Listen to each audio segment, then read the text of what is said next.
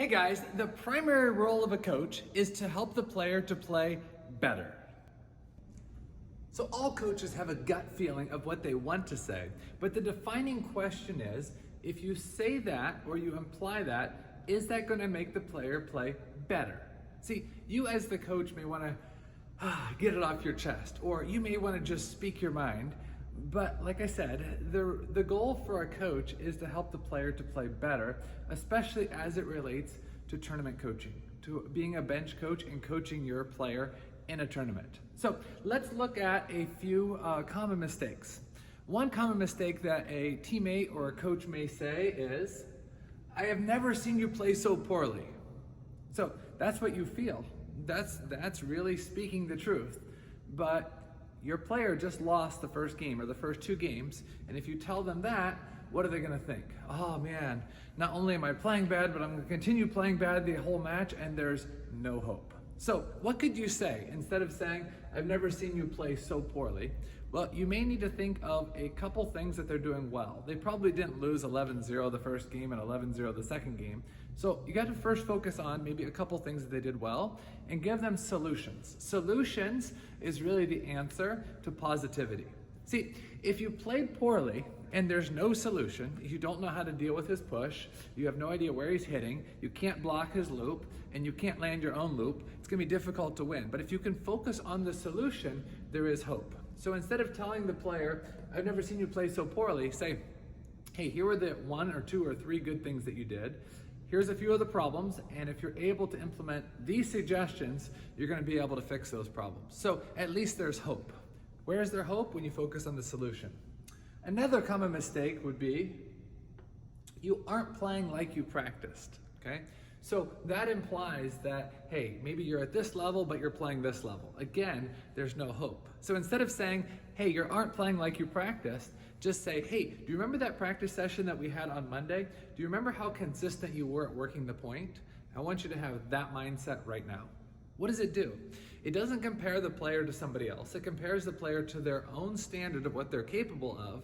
You're believing in them that they are capable of it, and you're just saying, rise to the occasion and do what you do best. Where is your spin?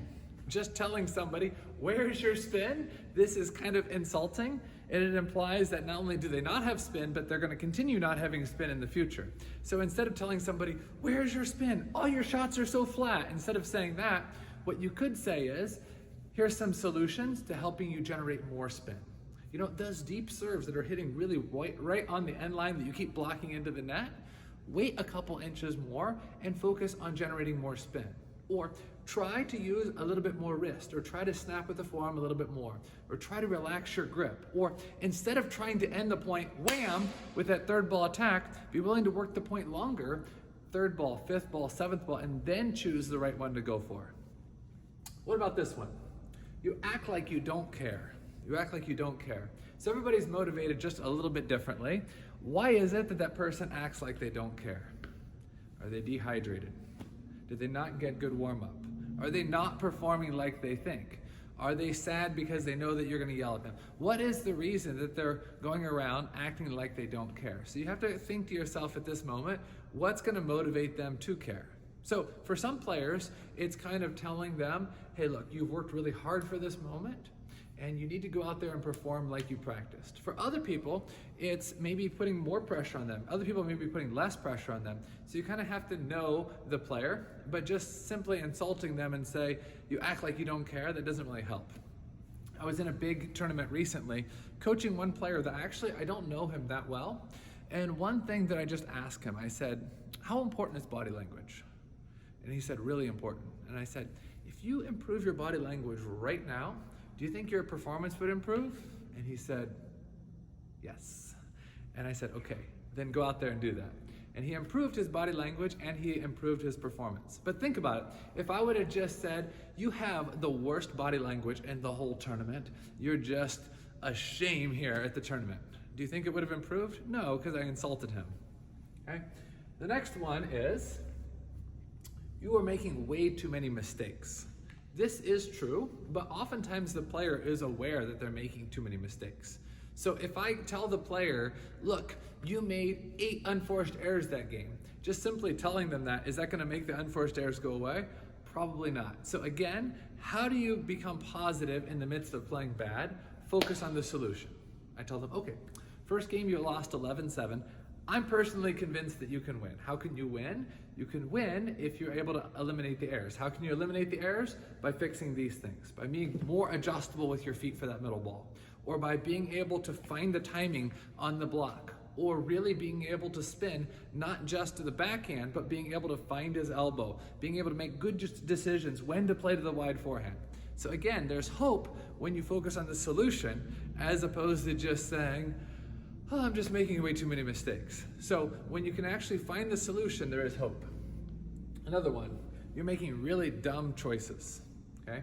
So sometimes I don't give my students compliments, sometimes I do give them compliments, but it might look like this.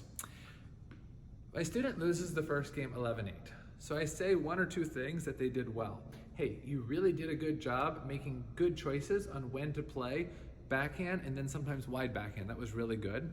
The choices that you made poor choices on was the short game. So on the short game, here's what I want you to do, and I'll give them a solution for the short game.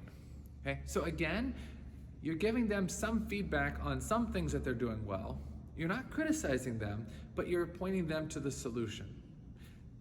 It's fairly easy to be positive when everything is going well, but when things are not going well, usually the player needs more support than ever. So just simply telling them you're making dumb decisions, or you act like you don't care, or you're making too many mistakes, usually this doesn't help.